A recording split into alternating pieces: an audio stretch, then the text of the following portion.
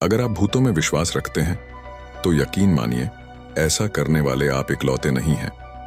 दुनिया की कई संस्कृतियों में लोग आत्माओं और मृत्यु के बाद दूसरी दुनिया में रहने वाले लोगों पर भरोसा करते हैं। नमस्कार दर्शकों, आप सभी का स्वागत है लॉजिकल इंडियन यूट्यूब चैनल में। आज हम जानेंगे कि क्या भूत सच में होते हैं, क्यों मलेशिया के लोग रात के समय कोई कपड़े बाहर नहीं रखते, क्या आत्मा को दूसरे के घर में चोरी करने के लिए इसका इस्तेमाल किया जाता है। तो इस वीडियो को ध्यान से देखिएगा, ये आपके काफी काम आ सकती है। नेलबा 1990 के दशक में कर्नाटक के लोग अपने दरवाजे के बाहर नेलबा लिखते थे, जिसका मतलब था कल आना, क्योंकि वहां के लोगों में दहशत फैली थी कि वहां रात के समय में चुड़ैल घूमती है और परिवार के सदस्य की आवाज में दरवाजे से पुकारती है। और माना जाता है कि जो भी दरवाजा खोलता था वो कभी नहीं मिलता। इस आत्मा को किसी पत्नी का चुड़ैल माना जाता था जो शहर में अपने पति के तलाश में घूमती है। माना जाता था दरवाजे में नेलबा लिखने के कारण वह चुड़ैल कल आती थी और फिर इसे पढ़कर चली जाती थी, और ऐसा रोज चलता रहता था। तुयुल इंडोनेशिया और बहुत से एशियाई देशों के लोक कथाओं में माना जाने वाला ऐसे बच्चों की आत्मा है जो जन्म लेने से पहले ही मां के गर्भ में मर जाते हैं। तुयुल का काम चोरी करना और दूसरों को नुकसान पहुंचाना है, लेकिन यह किसी की हत्या नहीं करता। इसकी आत्मा को काले जादू से बुलाया जाता है और किसी दूसरे के घर में चोरी करने के लिए इसका इस्तेमाल किया जाता है।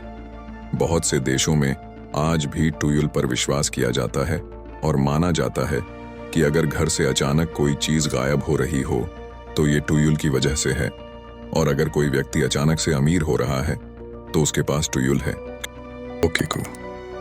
ओकिकू जापान की भूतिया गुड़िया है।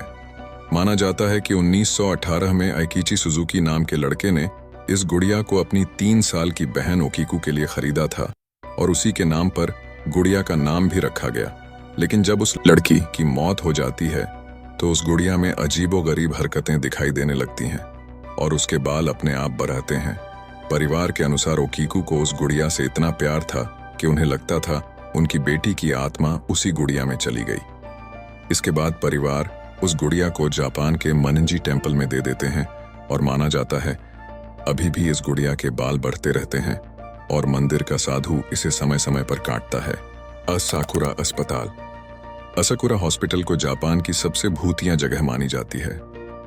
यह हॉस्पिटल मनोरोगियों का अस्पताल हुआ करता था, लेकिन माना जाता है एक बार डॉक्टरों की लापरवाही की वजह से यहाँ 40 से ज्यादा मरीजों की मौत हो गई।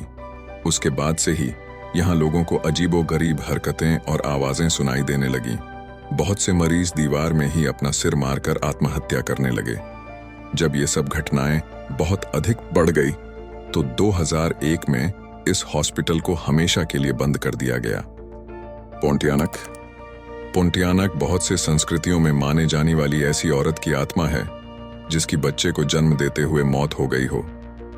माना जाता है कि दिखने में ये बहुत ही सुंदर होती है, जिसकी लाल आंखें, लंबे नाखून और खून लगी हुई सफेद कपड़े पहने हुए होती हैं।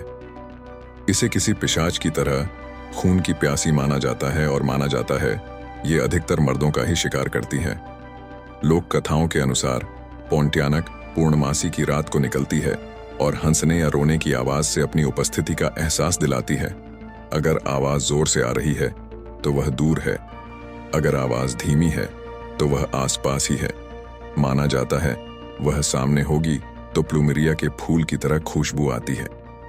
कुछ लोक कथाओं के अनुसार पोंटियानक सूखते हुए कपड़े से अपना शिकार ढूंढती है, इसीलिए मलेशिया के लोग रात के समय कोई कपड़े बाहर नहीं रखते।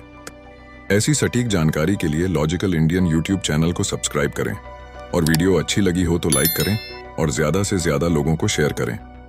धन्यवाद।